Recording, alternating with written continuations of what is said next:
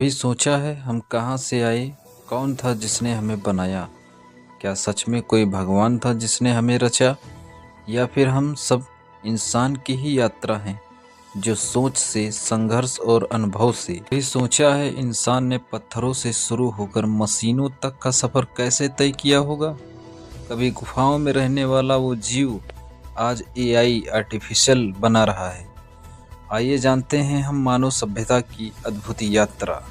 पहले आया पूरा पाषाण काल युग, पत्थरों का युग। उस समय लोग गुफाओं और पत्थरों के पास रहते थे। वे जानवरों का शिकार करते, पत्थरों से साधारण औजार बनाते और पहली बार आग जलाना सीखा। छोटे छोटे कदमों ने इंसान से जीवित रहने की कला सीखनी शुरू की। फिर आया मध्य पाषाण काल युग। धीरे धीरे लोग समझदार हुए। यही लोग छोटी छोटी झोपड़ियाँ बनाना, मकान बनाना, जानवरों की खाल पहनना और छोटी मोटी गलतियों को सीखना लोगों ने चालू किया।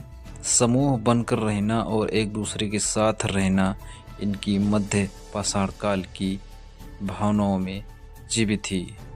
फिर आया नवपाषाण काल युग। यहाँ बड़ा बदलाव हुआ। इंसान ने खेती करना सीखा, घर बनाए और जानवर पालना शुरू किया। मिट्टी के बर्तन बनाकर रोजमर्रा की चीजें सुलभ हुई और लोग गांव में बस गए। यह वह दौर था जिसने सभ्यता की नींव रखी। अस्थायी घर, भोजन का भंडारण और काम बांटने की व्यवस्था। फिर आया मेटल युग यानी धातु का युग, यानी कि खेत और गांव के आसपास अनुभव बढ़ा।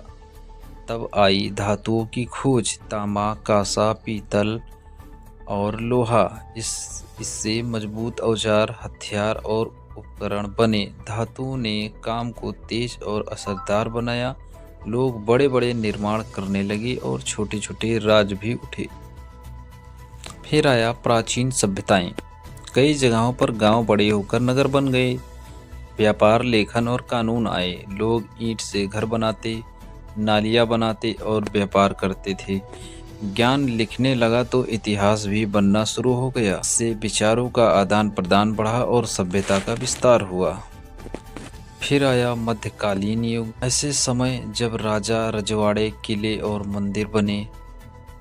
इसने शासन और संस्कृतियां दोनों को बनाया, आकार दिया। विज्ञान, पुस्तकें पढ़ने, कारीगर अपनी कला में निपुण होते और व्यापार नए रास्तों पर बढ़ चला। इस दौर में समाज में व्यवस्थाएं और संस्थाएं, स्कूल, अदालत और व्यापारिक रीतियां बनी। इसके बाद आया औद्योगिक युग। इसी के बाद एक बड़ा बदलाव हुआ, मशीनों का युग। फैक्ट्रियां, भाप इंजन और ट्रेनें आई। उत्पादन तेज और विशाल हो गया। लोगों की जिंदगी का ढांचा बदल गया। गांव से शहरों की ओर बहाव बढ़ा और रोजगार के नए रूप आए। तकनीक ने काम को बड़ा पैमाना दिया। फिर आया आधुनिक वैज्ञानिक युग। 20वीं सदी में विज्ञान ने एक नई रफ्तार पकड़ी। बिजली, विमान, रेडियो और कंप्यूटर आए। इंसान ने रॉकेट चलाई, दवाइयाँ विकसित की और दुनिया को जोड़ने वाली तकनीक बनाई।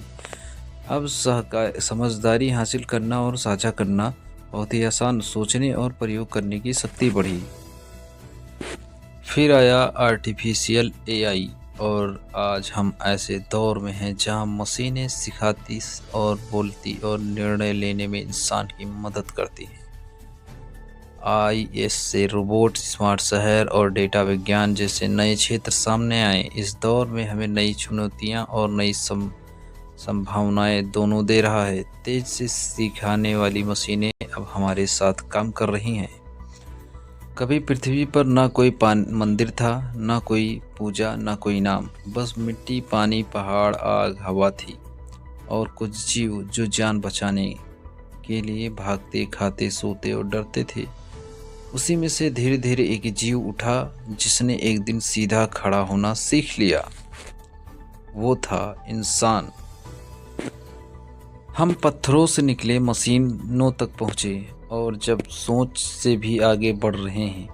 अगर कोई भगवान है तो हमारे अंदर है, हमारी सोच, मेहनत और समझ में है, क्योंकि इंसान ही सबसे बड़ी रचना है और रचयिता भी है।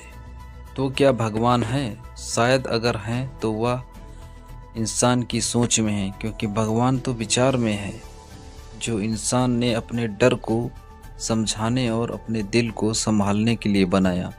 लेकिन सृजन, विकास और बदलाव यह सब इंसान ने खुद किया है। भगवान ने इंसान को नहीं बनाया, इंसान ने भगवान को बनाया ताकि उसे अंधेरे में एक रोशनी का भरोसा रहे।